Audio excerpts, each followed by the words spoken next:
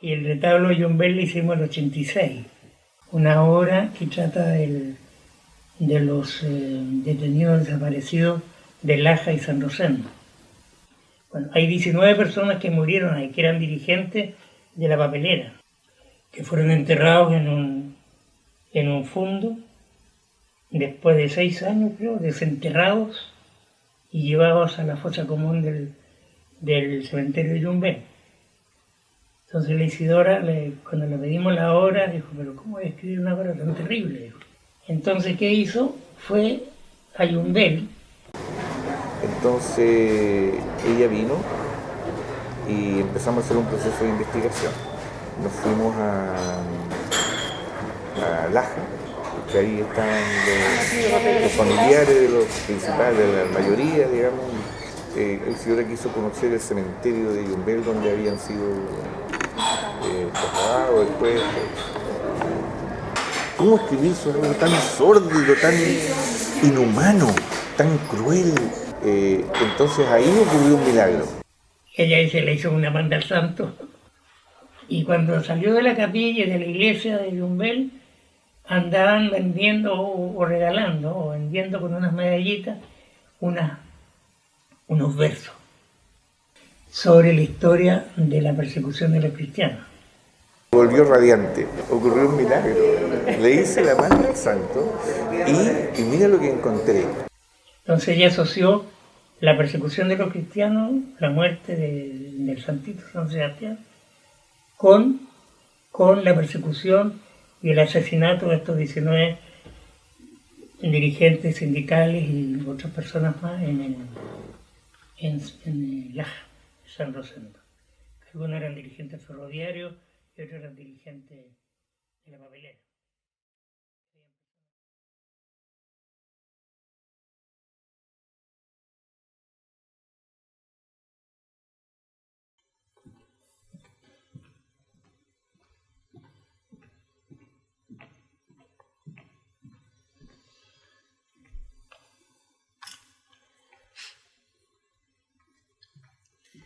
Hola, soy Francisca Díaz, actriz y música, pero a partir de este instante y momentáneamente representaré a la directora de este proceso. Mi nombre es Nora Fuentealba Rivas y nací en Nacimiento, lugar donde nacen los hilos que ligan los siguientes relatos. La obra nace así. Sucede que olvidé. No elegí hacerlo, pero lo hice. Hubo una masacre, hubo una compañía, hubo una dramaturga, se reconstruyeron los hechos y a pesar de eso, olvidé. Me encontré con huecos, con espacios vacíos, con desiertos en lugares floridos. Me enfrenté al olvido impedido, al olvido manipulado, al olvido impuesto. Y fue entonces cuando entendí que mi primera herramienta para hablar sobre la memoria era acercarme a esas otras memorias y aproximarme al olvido. He diseñado un mapa. Yo nací en Nacimiento, a 90 kilómetros de Yumbel. Imaginémonos que aquí se encuentra Yumbel y aquí está Nacimiento. Ir a Yumbel era toda una tradición familiar. Junto a mis padres viajé todos los años a pagar al santo una manda. Es que mis padres tenían fe en que San Sebastián Milagroso los ayudaría. Esta que ven acá es una fotografía de mi abuelo. Y esta otra es una foto donde está mi hermano y yo chiquitita. Postales típicas. Y esta es una fotografía del funeral de los 19 trabajadores asesinados en la masacre de Laja y San Rosendo, cuyos cuerpos fueron encontrados en Yumbel. ¿Por qué nadie me había contado tan horrible crimen? Ahora que la veo, pienso, caminé más de la mitad de mi vida por esas calles de barro sin saber que debajo de ellas se escondía la historia de quienes les fue arrebatado el tiempo. Años después, investigué sobre el teatro que se hizo en Concepción durante la dictadura cívico-militar. Y ahí conocí a Julio Muñoz, a Gustavo Sáez y Jimena Ramírez. Ellos integraban el grupo El Rostro, que montó la obra Retablo de Yumbel, que se trataba de la masacre de Laja y San Rosendo, que la escribió Isidora Aguirre. Luego conocí a Julieta. Hola, Julieta. Hola. Ella es hija de Jimena y Gustavo y también actuó en la obra Retablo. Luego conocí a Emilio, a su hija Sofía. Hola, Sofía. Hola. Hola. a Mari. Hola, Mari. Hola. A Mirta, su hija Mariela, y a Gloria. Hola, Gloria. Hola. Todas familiares de los asesinados en la masacre de Laja y San Rosendo. Cristóbal y Fernanda son parte de este mapa, de los que olvidaron.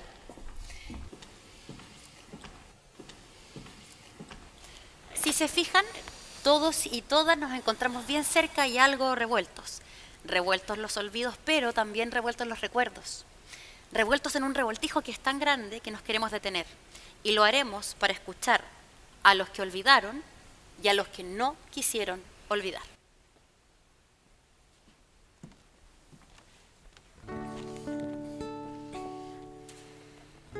Mi nombre es María Fernanda Videla Urra, nací en Los Ángeles en 1986. Soy hija de Enrique Nemesio Videla Zamora y Dolores Imelda Urra Lagos. Mi nombre es Cristóbal Augusto Troncoso Orellana. Soy hijo de Héctor Augusto Troncoso Vallejos y de María Elena Orellana Moya. Nací el 23 de julio de 1985 en Talcahuano. Mi nombre es Gloria Urra Parada, hija de Adonai Urra y Marta Parada, hermana de Raúl Urra Parada. ¡Presente! Nací el 4 de junio de 1958. Mi nombre es Sofía Araneda Gatica, soy hija de Sofía Gatica Serna y Emilio Araneda Medina, nieta de Luis Alberto Araneda Reyes. ¡Presente! Nací un 25 de noviembre de 1991 en Tomé. Mi nombre es Julieta Sáez Ramírez. Soy hija de Gustavo Sáez Sáez y de Jimena Ramírez Grandi. Nací en Concepción el 4 de julio de 1968. Mi nombre es María Francisca Díaz González, soy hija de María Eugenia González Higeria y de Roberto Díaz Vergara. Nací en Concepción el 28 de septiembre de 1986. Mi nombre es María Isabel Riquelme, soy hija de Mercedes Valdebenito y Federico Riquelme Concha. ¡Presente! Nací el 5 de septiembre de 1970 en Laja. Un día antes fue electo presidente de Chile, Salvador Allende Gossens. Ahora, Y siempre. ahora, Y siempre. ahora, Y siempre. Hasta el 18 de octubre del 2019, este era el inicio de la obra. Teníamos planificado hablar de San Sebastián de Yumbel, de la obra de Isidora Aguirre, de los fusilados y desaparecidos de Laja y San Rosendo, pero aparecieron otros muertos, otros desaparecidos. El Estado le arrebató los ojos a más de 4 centenares de personas. Habíamos querido olvidar, pero el pasado siempre estuvo presente. Hoy el pasado nos duele porque el presente nos duele. Entonces, ¿cómo comenzar? ¿Cómo seguir? ¿Cómo continuar? ¿Qué decir? ¿Qué palabras usar? Usaremos las letras que cargamos en nuestro cuerpo, las antes aprendidas y las que tuvimos que aprender. Presentaremos los hechos, discutiremos.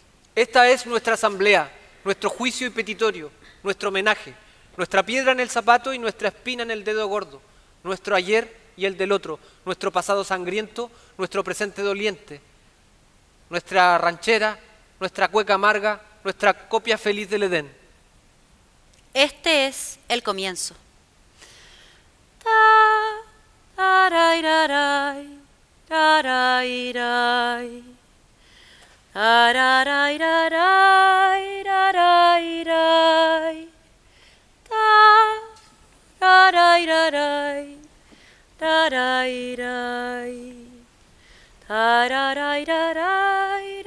Ayer, igual que hoy, actúa en una obra para denunciar al Estado.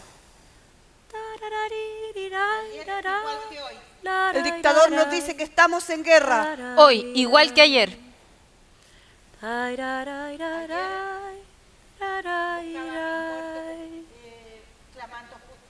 Ayer igual que hoy. Hoy hay calles habitadas por almas deseosas de cuerpo y sangre. Hoy, igual que ayer. Las mismas mentiras de un dictador que torturó, mató y mutiló. Hoy, igual que ayer, nos hacen sentir despatriadas. Ayer, igual que hoy. Hoy hay madres preguntándose si sus hijos volverán a casa. Hoy, igual que ayer. Ayer, igual que hoy, quisieron acallarnos. Ayer, igual que hoy. Ayer, igual que hoy, nos invade la esperanza y el dolor. Hoy, igual que ayer, actúo en una obra para denunciar al Estado. En la representación, el que quiera ver verá lo que en Yumbel sucedió cuando la tierra se abrió. Persiguieron la inocencia y a esta tierra su clemencia quiso sacar del olvido a nuestros seres queridos. El cielo dictó sentencia. Una de las voces que escucharon al principio era la de mi padre. La otra era de Julio Muñoz, director de retablo de Yumbel. Jimena Ramírez es mi mamá. Ella le pidió a Isidora Aguirre que escribiera la obra. Así que la obra fue escrita especialmente para la compañía de mis padres, el Teatro El Rostro. Sucede que mi madre, paradójicamente, fue contratada por la papelera de Laja después del golpe para hacer clases de teatro. Y fue allí donde se enteró de la historia, quedando muy afectada por ella. Por eso es que le insistió muchas veces a la nené para que hiciera la obra, porque sabía que lo que había ocurrido no se podía borrar de la memoria. Pero como contaba mi papá al principio, a la nené le costó escribirla, porque era muy terrible lo que había sucedido en Laja. Entonces, ¿cómo poder hablar de algo así? Sucede que la nené antes había escrito La Pérgola de las Flores, pero ella odiaba un poco esa obra, porque había opacado a todo el resto de sus obras. Sin embargo, fue la obra que la salvó, y que nos salvó de ser acallados en esos tiempos. La nené siempre contaba que después del golpe le tocó renovar su pasaporte, y ella temía que su corazón rojo, hinchado de amor y comunismo, fuera descubierto. Pero el funcionario la vio y le dijo: usted no está fichada. Todo Chile se saca el sombrero frente a la autora de La Pérgola de las Flores. Y fue así, entre halagos, que ella se alejó del lugar con el corazón escondido bajo el abrigo. El militar no sabía que debajo de las ropas de esa pequeña señora se encontraba un arma letal, porque a la nené nadie la iba a callar. En el fondo, la nené siempre supo que de una de las tantas bestialidades cometidas por la dictadura le iba a tocar escribir. Pero de que le costó escribir la obra, le costó. Tuvo que morir el hijo de sus amigos, José Manuel Parada Maluenda. Tuvo que pedir en secreto los archivos del caso a la vicaría para poder escribir. Tuvo que ir a Yumbel, pagar una manda y encontrar la respuesta del santo. Tuvieron que pasar muchas cosas, y dentro de ellas, yo tuve que hacer el rol de Juliana, una joven abanderada del pueblo de Yumbel. Sofi, ayúdame con la bandera. La obra comenzaba con una cueca. Yo entraba bailando por este extremo, agitando la bandera con los colores del santo. Por el otro extremo entraba mi padre. Él hacía el rol de chinchinero. Por atrás entraban las madres. Mi madre era una de ellas. Mi hermano mayor se integró después al montaje y fue el técnico de la obra. Y hoy día, mi hija Daniela hace el rol de Juliana en el nuevo montaje. Toda mi familia ha estado involucrada en esta pieza. Toda mi familia, para hablar de todas las familias de Latinoamérica. Gracias, chicos. Y así fue como nació Retablo. Gracias a Marx y a San Sebastián de Yumbel.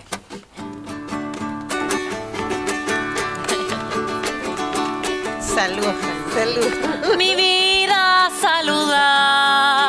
saludarte venimos, mi vida a la fiesta de Yumbel. Ay, mi vida a la fiesta de Yumbel. Mi vida, nuestro Sebastián querido, mi vida con un cirio y un clavel. Ay, mi vida a saludarte venimos, Sebastián el doncel.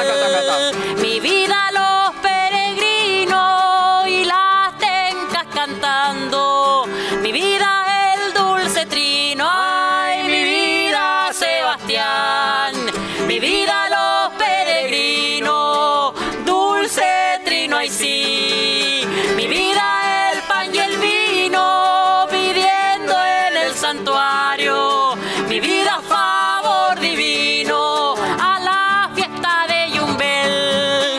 Mi vida cirio y clavel, laray, laray, laray, laray, laray, laray, laray. La fiesta de San Sebastián de Yumbel es una de las celebraciones religiosas más importantes de todo el país. Se especula que su población es de 20.498 habitantes y que su territorio comprende 767,25 kilómetros cuadrados, lo que equivale al 2,1% del territorio de la región del Biobío. Ese pequeño territorio recibe cada año alrededor de 500.000 peregrinos y recibió también el cuerpo de 18 inocentes, mientras se lloraba uno que quedó en el camino. Dicen que ese día el territorio quedó chico, que el suelo gritó, no silenció que en sus grietas se escondían vestigios de inocencia, no soportó su presencia. Sin embargo, luego de clamar lo que se clamó, de un suspiro, enmudeció. Y los 767,25 kilómetros cuadrados enterraron el pasado. ¿Usted se acuerda u olvidó a los fusilados, desaparecidos de Laja y San Rosendo que fueron encontrados posteriormente en Yumbel? Esa fue la pregunta que le hicimos a los peregrinos de la fiesta de San Sebastián.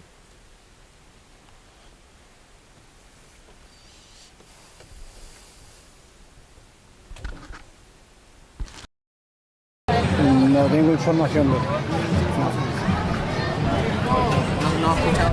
No lo he escuchado tampoco. Eso que tú me estás diciendo es lo único, lo poco que sale en los diarios. Eso. Es que lo habían sobreseído y que estaban pidiendo que abrieran el caso porque esto lo habían terminado. Eso es lo que leí. Muchas gracias. ¿Ya? Sí, lo sé, porque yo tengo una tía muy cercana que falleció su hermano dentro de las personas que estaban fallecidas. Entonces sé más de cerca el tema y bueno, hacía un tema muy doloroso para la familia porque bueno, ellos fueron desaparecidos y después se encontraron muertos, pero después de mucho tiempo. ¿Ya? Y bueno, la familia nunca va a dejar de sufrir ese tema. Mire, levemente he escuchado en los noticiarios, pero más profundo no tengo bien claro eso. Pero sí lo que han dicho en las noticias por ahí, así como le digo yo, levemente, ¿ya? Y uno no lo toma en cuenta eso, de repente no se informa también. Los chilenos no nos informamos. Mire, que yo sepa si es efectivo o no, pero sí he escuchado noticias y así que más no sé, pero sí he escuchado de ese caso. Sí, de ese caso he escuchado muchas veces, pero no tengo en claro dónde fue, nada, o sea, no tengo claro, pero sí he escuchado. No, de ese caso yo no sabía. No sabe nada del caso. No sé nada del caso. Sinceramente, yo creo que las respuestas son dispares porque la pregunta está mal hecha. Sí, po. Por ejemplo, yo nací en 1986 y ni idea de lo que había pasado. Entonces, ¿cómo yo me voy a olvidar de algo que no sé? ¿Cómo voy a recordar algo que nunca supe? Bueno, yo no conocí a mi abuelo y muy bien que lo recuerdo. A veces también lo olvido. Y discúlpame, Francisca, pero me parece algo ridículo detenernos en este tipo de cosas. O sea, yo creo que aquí nadie se mueve, nadie mueve un pie, el dedito o el pechito, ni se hace el meneíto hasta que se sepa lo que pasó en Yumbel. Bueno, perdóname tú, Sofía, pero yo no tengo la culpa de haber olvidado algo que no se me comunicó. Además que no todos siempre recordamos lo mismo. Por ejemplo, yo de Yumbel recuerdo que una vez fui a actuar ahí y que no había nalcas. ¿Nalcas? Sí.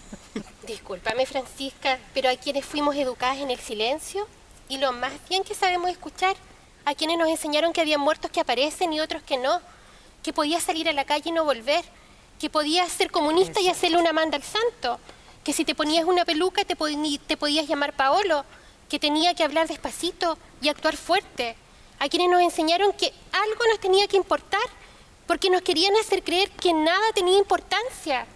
Porque iba a venir el cometa Halley y nos iba a matar a todos. Bueno, perdóname tú, Julieta, ya, yo no tuve cometa Halley, pero sí tuve apocalipsis de fin de milenio y ahora tengo una apocalipsis pandémica. Y nada de eso ha importado. Yo no tuve esa educación silenciosa, pero solo obtuve silencio. A mí no me hablaron de secuestros ni de rojos ríos sangrientos. A mí me hablaron de crisis financieras y de computadoras que nos iban a dominar. Y perdónenme si les molesta, pero yo soy de la generación aburrida, la que conoció la calle pavimentada, la que conoció la alfombra limpia, la que camina por las plazas pavimentadas también. Y perdónenme, pero soy de la generación que solamente lee los titulares de las noticias en Facebook, la que dice que no le importa nada cuando en realidad le incomoda absolutamente todo. Y discúlpenme si les molesta, pero ustedes debieron hacerme recordar, pero prefirieron callar para que yo no tuviera más recuerdos que las nalgas. Pagaré por mi vida la lealtad del pueblo. Te la llevaré, mi vida te la llevaré. El testimonio traslada el pasado al presente. Revela lo que el presente oculta. El testimonio apela a la memoria y tiene la ambición de autodefensa. Te la llevaré. La experiencia de quienes vivieron u observaron es más poderosa que un documento o una cifra. El archivo sin testimonio es un conjunto de papeles vacíos y sin sentido. La única manera de acceder a él es escuchar. No hay testimonio sin escucha. No hay verdad si no se está dispuesto a escuchar. Te la llevaré, te la llevaré, te la llevaré. Jack Eduardo Gutiérrez Rodríguez, 45 años de edad. El 13 de septiembre de 1973 a las 16:30 horas fue detenido cuando salía de la fábrica de papeles y cartones de Laja. Te la llevaré. Él, junto a Heraldo Muñoz, caminaban rumbo a su casa cuando fueron interceptados por una patrulla al mando del sargento Pedro Rodríguez, que los interceptó en un vehículo del Ejército de Chile y los llevó hasta la tenencia local. Te la llevaré, mi vida te la llevaré. El 13 de septiembre de 1973 a las 4 de la tarde, te la llevaré. Raúl Urra Parada fue secuestrado. Te la Esta acción llevaré. la observaron varios compañeros y el padre de Urra, don Adonai Urra, quien vivía en la misma casa que su hijo. Mi vida te la llevaré. Federico Riquelme Concha, 38 años, empleado de la empresa Transportes Cóndor de Laja, Mi vida te la que entre sus clientes tenía la papelera, fue secuestrado Mi vida te por una patrulla de carabineros al mando del sargento Pedro Rodríguez. Te la llevaré, te la llevaré, te la llevaré. Mi vida te la llevaré. Luis Alberto del Carmen Araneda Reyes, 42 años, maquinista de Ferrocarriles del Estado. El 15 de septiembre de 1973 fue detenido en la puerta de su casa por carabineros, acompañados del cabo Castillo y bajo el mando del teniente Alberto Fernández Michel. Su hijo Mauricio corrió tras la patrulla que se lo llevó hasta el retén. Desde ese momento en adelante se alojó en él mucha culpa por no haber podido ayudarlo. Hola, Gloria. Hola. Yo a Gloria la conozco durante toda mi vida. Ella tiene una historia muy parecida a la mía. Compartimos las mismas situaciones muchas veces. Ella perdió a su hermano Raúl y yo perdí a mi padre. Ella nos sacaba a nuestros paseos que se hacían por la vicaría, a donde nos juntaba a todos los niños en ese tiempo. Nos juntaba como gallinas junto a sus polluelos. Y nos sacaba de nuestros momentos tristes, nuestros momentos amargos que nosotros vivimos en nuestras vidas. Gloria también tiene recuerdos tristes. Ella, el 18 de septiembre de 1973, su papá la hicieron levantarse muy temprano esa mañana para ir a ver a Raúl, que estaba detenido en la comisaría. Los papás de ella eran familia típica, que les gustaba la empanada, la rica cazuela. Así que ese día Gloria se levantó, la mamá le tenía listo el café, le tenía listo el pan, para que ella se lo llevara a la comisaría. Gloria, llegando allá, vio que los calabozos estaban todos lavados, estaba limpio por todos lados. Y ella, al ver esto, le preguntó al carabinero en guardia qué es lo que estaba pasando. Y el carabinero en guardia le respondió que se lo habían trasladado al hermano y a los detenidos lo habían trasladado a Los Ángeles. Gloria se fue hacia su casa para contarle a su papá lo que había pasado. Cuando le cuenta a sus padres se ponen a llorar y el padre le dice a Gloria que ese día no podrán ir a ver a su hermano Raúl a Los Ángeles, porque esos días eran feriados, así que tendrían que esperar. Ay, Mari, tomémosle un matecito para recordar y para nunca olvidar. Yo conocí a Mari en el año 73, donde estaban todas las personas que habían sido detenidas, entre esos mi hermano, que me mandaban a dejarle el desayuno, el almuerzo y la once. Y ahí conocí a Mari yo, que llegaba muy pequeñita, ella llegaba con su mamá de la mano y era típico sus trencitas, un vestido blanco con florcita. Ella saltaba y corría alrededor de su papá, sin saber lo que iba a ocurrir después. Así pasaba el tiempo. Al año después nos encontramos en la vicaría de Concepción, donde ahí llegaban todos, porque supimos que la vicaría nos podía ayudar. Y llegaban todos los familiares con la esperanza de ver a su familia, a sus papás, a sus hermanos, todo. Y ahí llegaba ella con su mamá y así nos fuimos organizando para hacerles paseo a los niños, para sacarlos de esa tristeza que ellos tenían. En el año 89 volví a ver a la Mari y ya no era la niña, era una adolescente, era una mujer, se había convertido en una gran mujer ella.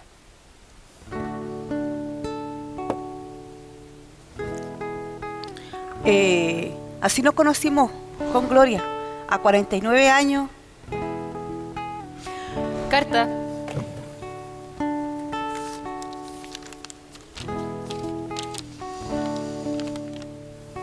Dice: al ministro en visita, José Martínez Gensley, 1979. Señor ministro, feos son los anónimos, pero a veces sirven. Le ruego que me perdone, pero no puedo dar mi nombre. Los 17 desaparecidos de Laja fueron muertos los días posteriores del 11. No sé dónde, pero los enterraron en un lugar muy distante, a poca profundidad. Los perros olieron y comenzaron a excavar. De noche y sacaron los cuerpos. Vinieron los uniformados y ahí los enterraron en el cementerio tal vez parroquial de la zona. Hay gente que sabe más datos, pero el miedo le cerrará la boca. Si usted actúa continuo, sabrá usted todo. Un señor, Wildo Paredes de Yumbel, algo sabe, pero él no tiene la culpa de nada. Sabe nomás. Ojalá que le vaya bien para honor de la justicia chilena.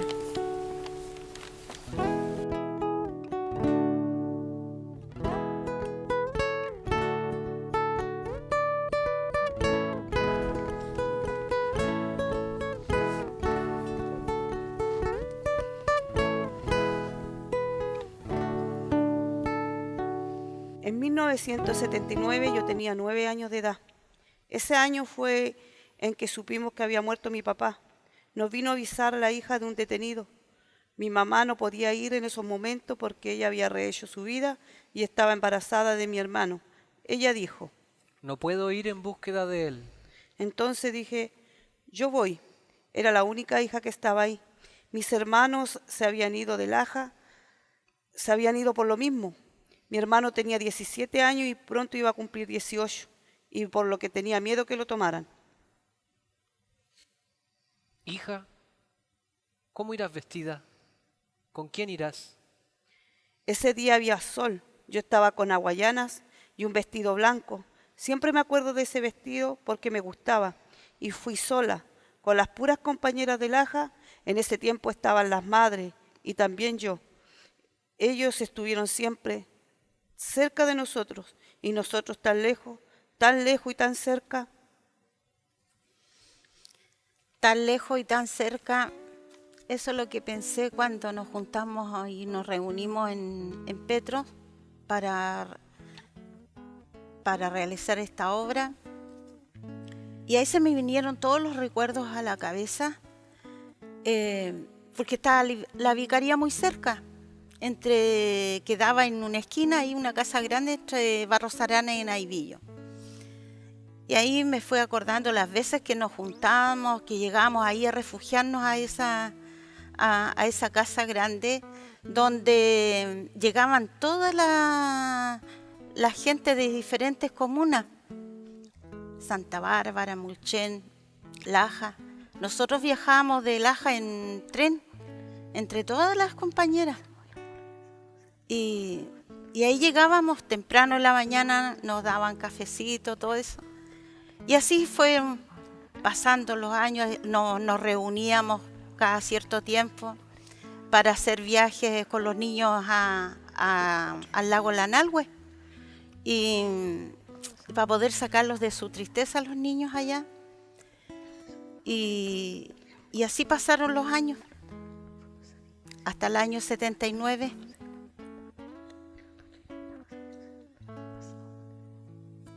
¿Y qué pasó ahí?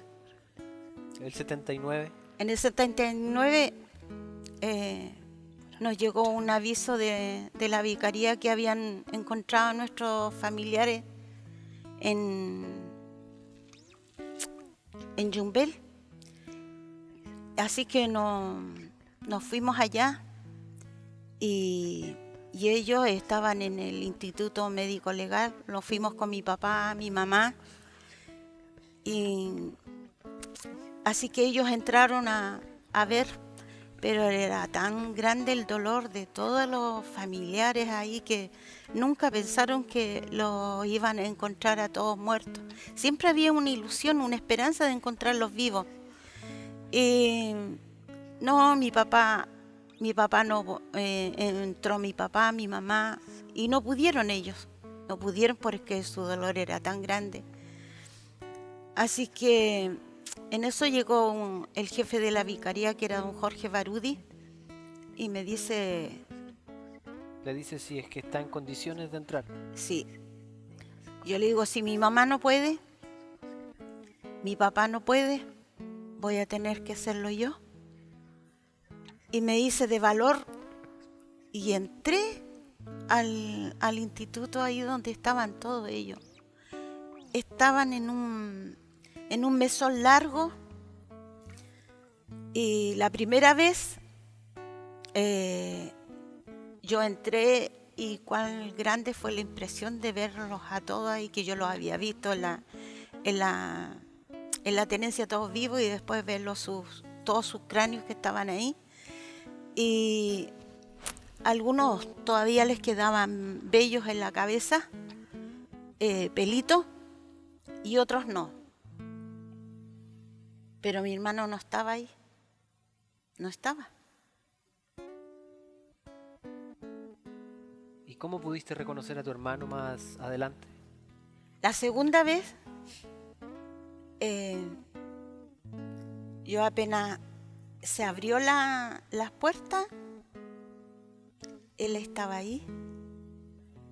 Y yo me imaginé que él me decía, hermana, aquí estoy, soy yo. Y él le quedaba pelo todavía en el cabello y tenía un diente muy chiquitito porque mi familia todos han fumado. Fumaban el cigarro que en ese tiempo era el Lucky, el cigarrillo Lucky, y era sin filtro, así que él tenía un diente chiquitito y ahí estaba su diente. Luego nos fuimos a donde estaba toda la ropa y ahí encontramos su ropa, su suéter, su vestón, su pantalón. Y había sido el último que lo habían encontrado, él se les había quedado en el bosque. Así pudimos reconocerlo a él y después nos quedamos pensando todos ahí qué había pasado, por qué había pasado. Pero lo más triste de todo esto fue la situación después que se fueron los funerales, todo, fue la situación en la municipalidad, estaba el juzgado. Y el lugar era chico, no era tan grande donde había que esperar. Y lo más fuerte fue que ahí estaban los que habían asesinado a nuestros familiares y nosotros acá. Y nos tuvimos que mirar a la cara y preguntarles por qué lo habían hecho. Y ellos no se reían. No, si nosotros no hicimos nada, ustedes están locas, no hicimos nada. Eso sí que es fuerte. Y eso fue el dolor de haberlos perdido con familiares, el hecho de encararlos a ellos, fue más fuerte todavía. Y se le preguntaba por qué lo habían hecho, y ellos, no, si nosotros no hicimos nada, no fuimos nosotros. Siempre se fueron denegadas.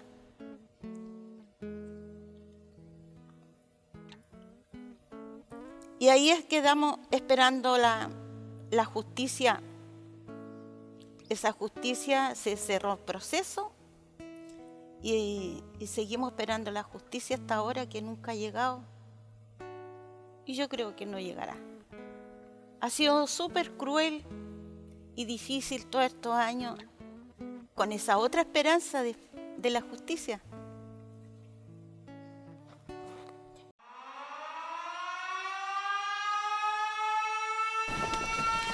El Frente Patriótico Manuel Rodríguez decidió por los años 80 asesinar al dictador. El ejercicio sería denominado Operación Siglo XX y estaría a cargo de José Joaquín Valenzuela, más conocido como el comandante Ernesto. Dicen que todos los que participaron en él fueron entrenados en Cuba. Cuentan que el dictador acostumbraba a ir todos los fines de semana al Melocotón o al Cajón del Maipo junto a sus familiares y algunos de sus escoltas. Cuentan que los frentistas pensaron que este era el mejor momento para atacarlo. Primero se pensó en poner explosivos en las vizcachas, opción que fue descartada. Luego pensaron en hacer una emboscada en la cuesta de las Achupayas. Y todo fue preparado para realizar el atentado el día 31 de agosto, pero ese día muere Jorge Alessandri. Después de este intento fallido, dicen que los frentistas se vistieron de seminaristas y se trasladaron a San Alfonso. Y todo sería preparado para realizar el atentado el día 7 de septiembre de 1986. 18:20 horas. Las mujeres de los frentistas informan que la escolta presidencial pasaba por delante de ellas. Ellas estaban alojadas en la hostal Inesita en San José de Maipo.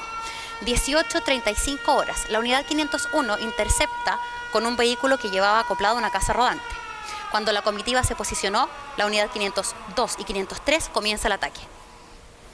19:30 horas, Colegio Médico de Concepción. Creo que era la función número 3 de retablo de Yumbel.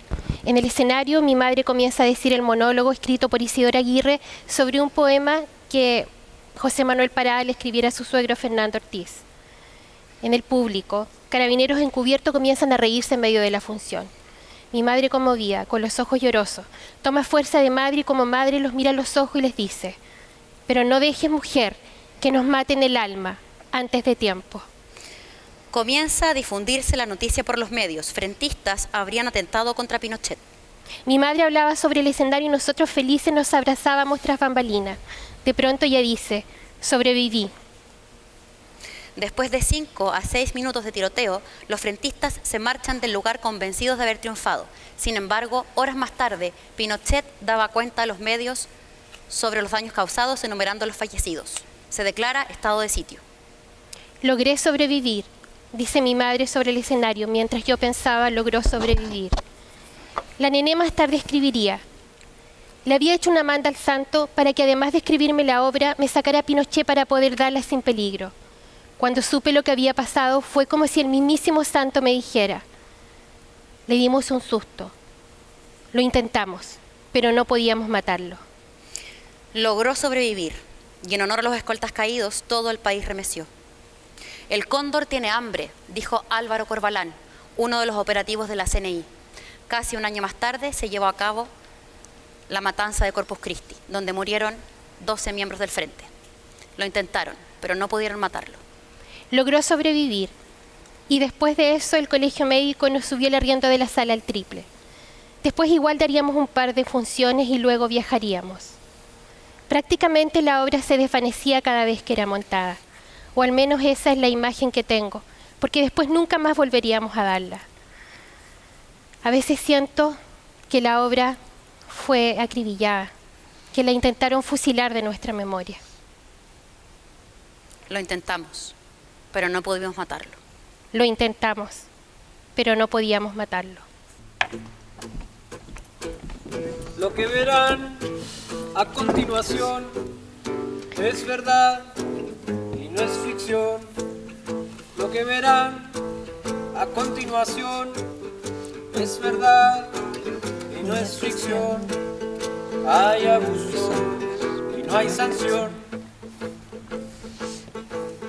Se notará en la ocasión que este mundo sigue igual. Se notará en la ocasión que este mundo sigue igual. Tranquilo está el criminal. Hay abuso y no hay sanción. Tranquilo está el criminal. Hay abuso y no hay sanción. Ella es Mariela, nieta de Jack Eduardo Gutiérrez, ejecutado en 1973 en manos de la dictadura. Mariela iba a participar con nosotras en este proceso. Sin embargo, por motivos familiares no pudo continuar. Yo soy la diseñadora de la obra, soy Fernanda, y creo que alcancé a conocer la historia lo suficiente como para que igual la contemos, ¿cierto?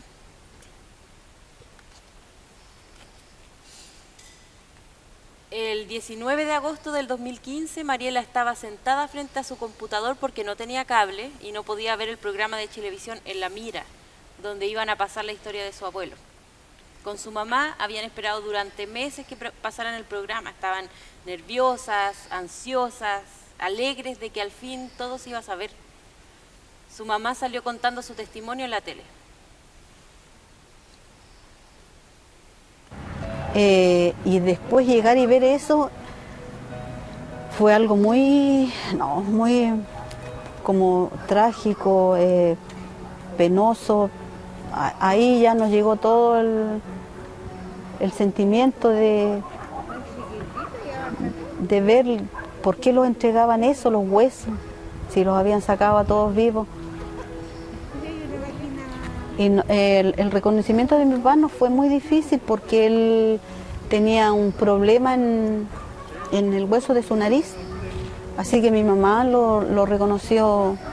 Entre la búsqueda de todas las osamentas que habían, encontramos su cráneo, que él tenía una bala en la frente. Esta es mi mamá. Mirta, dijo Mariela. Luego se acuerda que esa tarde la llamaron muchos amigos para decirle que su mamá había salido de la tele. Su mamá se había hecho momentáneamente famosa y la nariz de su abuelo también.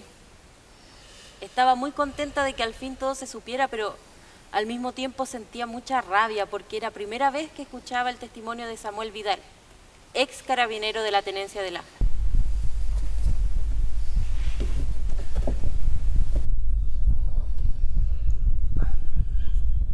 Por primera vez voy a dar una entrevista.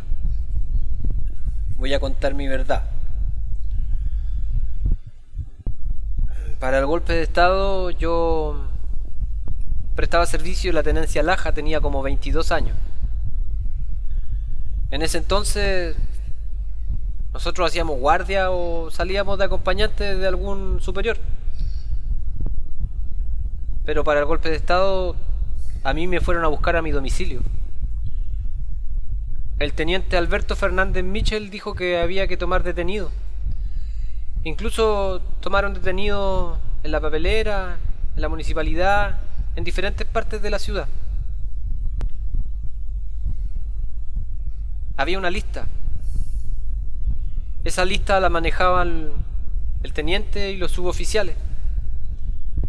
Para el 11 de septiembre se requisaron varios vehículos. Había un vehículo de la CMPC, otro que era de la Cora y también uno de la municipalidad. Y un día al teniente se le ocurre reunirnos a todos a las 20 horas y había toque de queda a las 18 y nos hacen tomarnos unos tragos con pisco y con bebida. Y en eso que estamos ahí, el teniente dice: donde me meta yo, me sigue la columna. Los primeros detenidos se fueron a Los Ángeles el día 12 o 13. Pero en ese momento el teniente dijo que había que trasladarlo inmediatamente hacia allá. Así que subimos a los detenidos a un camión y nos fuimos a la Cigadel. Íbamos llegando a Puente Perales, pero en eso el teniente toma una curva y nosotros partimos a la Cigadello. Nosotros trasladábamos a los detenidos amarrados en un camión y llegamos a un bosque y nosotros no sabíamos dónde íbamos. Y ahí nos hicieron bajar a los detenidos, de ahí a una cancha de madera y ubicarlos en una fila. Estaban los detenidos ubicados en una fila y nosotros detrás de ellos. Y detrás de nosotros estaban los tenientes Garcés y Rodríguez. Y que si nosotros no hacíamos caso, que ellos nos dispararan a nosotros también. En eso el teniente Alberto Fernández Michel dice que hay que abrir fuego contra ellos. Algunos se demoraron en disparar, pero todos disparamos.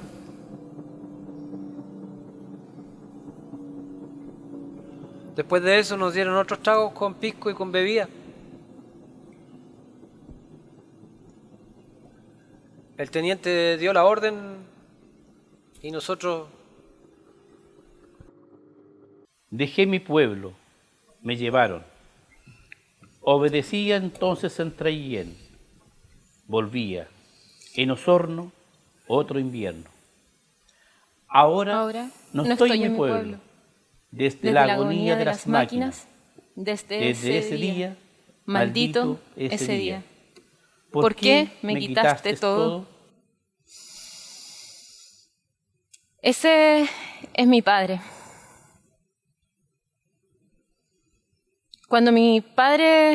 Antes de que mi padre cumpliera 50 años, encontramos un cuaderno lleno de poemas escritos por él.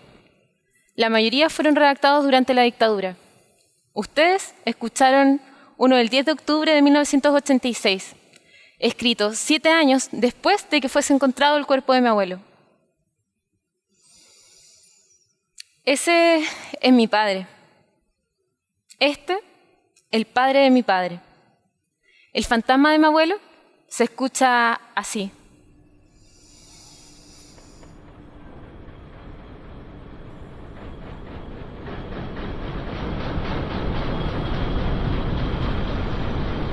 Cuando era chica, me acostaba temprano junto a mi hermana. Mi papá se acostaba a un costado de nosotras y comenzaban las historias. Todo tenía que ver con trenes. Los viajes que mi abuelo hizo en tren a Osorno, a Capitán Pastene, todos terminando siempre su camino en San Rosendo. Mi papá comenzaba las historias haciendo ruido de trenes. Mi abuelo era un tren. Luego también fue llanto, rabia y campo. Un campo cualquiera imaginé durante un tiempo. Luego supe que se trataba de un campo de eucaliptos. En agosto del 2011 nos levantamos temprano, tomamos un desayuno contundente y al salir nos persignamos frente a la foto de mi abuelo Lucho y nos dirigimos rápidamente a Laja. Allá se encontraba el ministro Carlos Saldaña con un gran contingente de personas. Era el día de la reconstitución de Sena. Ese día vi a lo lejos a mi abuela caminando firme para enfrentarse a los pacos.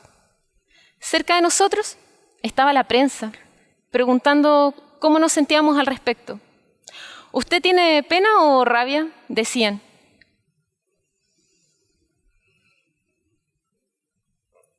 Una señora al vernos nos grita que mi abuelo merecía lo que había pasado. Yo grité. No recuerdo bien qué grité, pero ahora que lo pienso, tuvo que haber sido algo así. ¡Ah!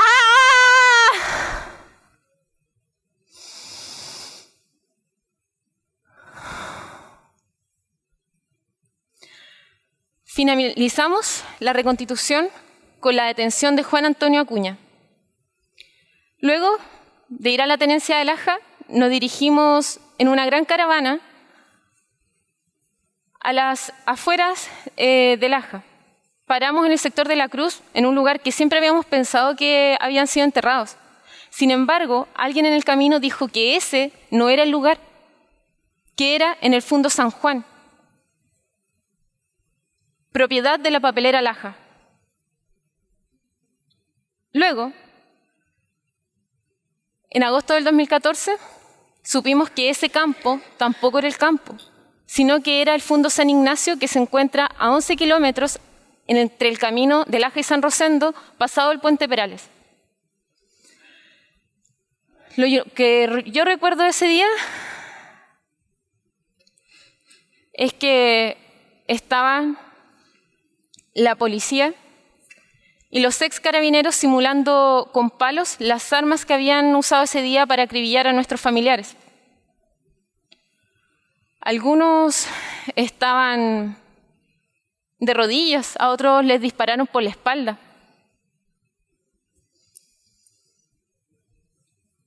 Carabineros aquí, mi abuelo acá. Alistarse, disparen.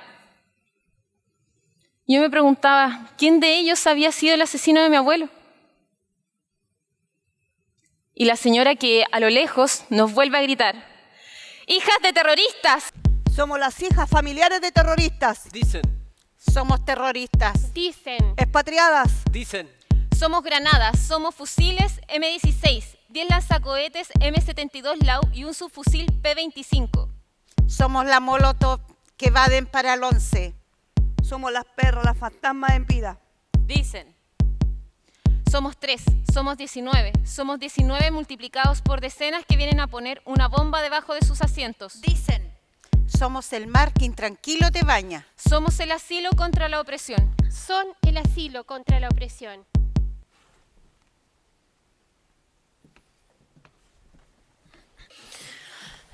En Yumbel he actuado un par de veces. La última fue hace como 2 años y me acuerdo que camino para allá comí muchas nalcas porque mi hermana estaba embarazada y solo quería nalcas. Cuando llegamos al centro cultural me mandó a buscar más nalcas, pero no había.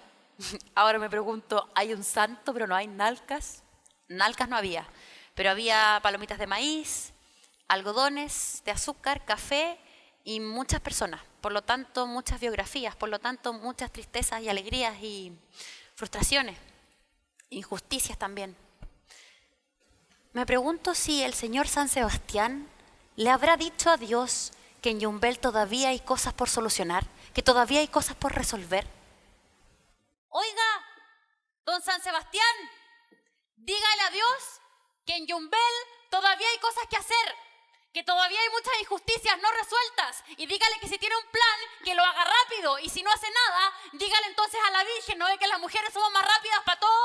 Dígale que acá todavía hay cosas que solucionar, que mire la sangre que corre debajo del templo, que nos estamos quemando, que todo se está quemando, pero por favor, que haga algo, que dígale a Dios que se haga cargo de su puesto de Dios o a la Virgen de su puesto de Virgen, y si es necesario, me olvido de las nalgas, pero por favor, dígale que haga algo, dígale. No permita, San Sebastián, que olvidemos a los ausentes. No lo permitas. Juan Acuña. Ruega por nosotros. Luis Araneda. Encomiéndanos. Manuel Becerra. Cuídanos.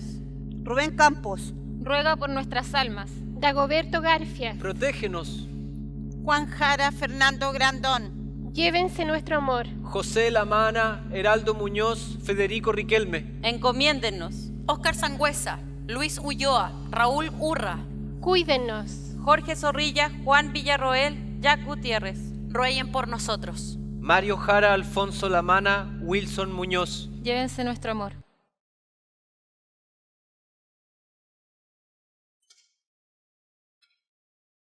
Crecí corriendo entre naturaleza salvaje y otra domada por las industrias. Viví por años alejada del caos urbano, pero metida en revueltas dignas de Rulfo o Urdemales. Por muchos años pensé que los problemas olían a leña, que se vivían adentro de las casas y que nada tenía que ver con lo que pasaba en el país, porque Chile no sabía que existíamos o simplemente había decidido ignorarnos.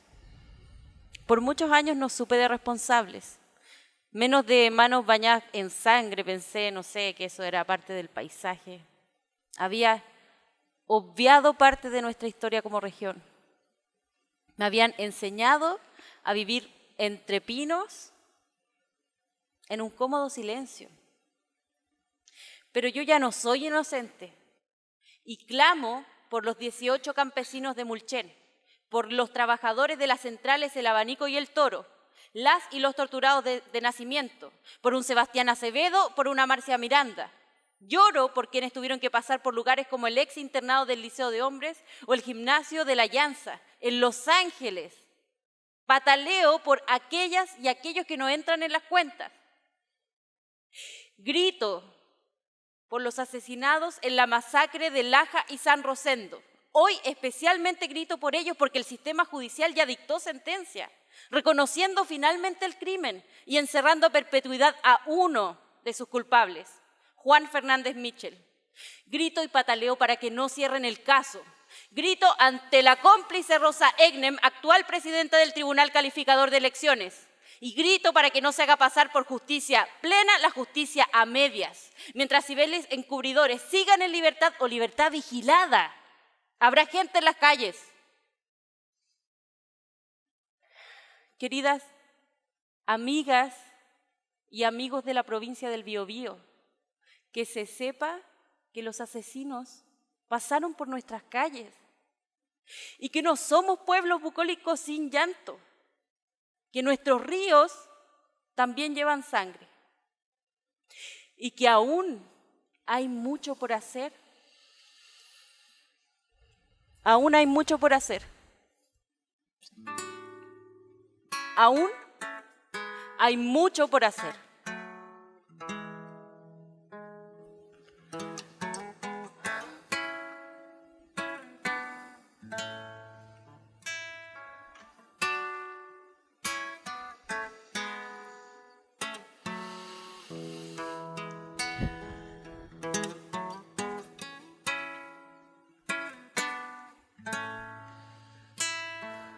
¿Dónde estás, prenda querida, dueña de mi pensamiento? ¿Dónde estás, prenda querida,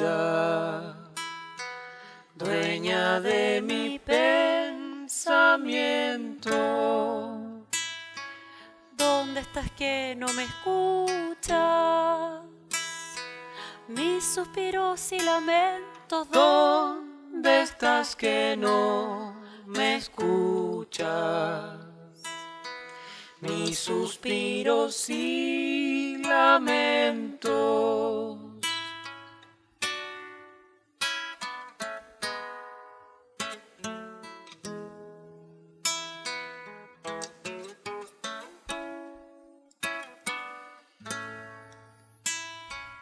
Yo le pregunto a los vientos,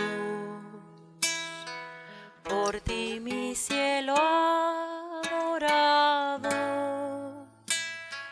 Yo le pregunto a los vientos, por ti mi cielo adorado.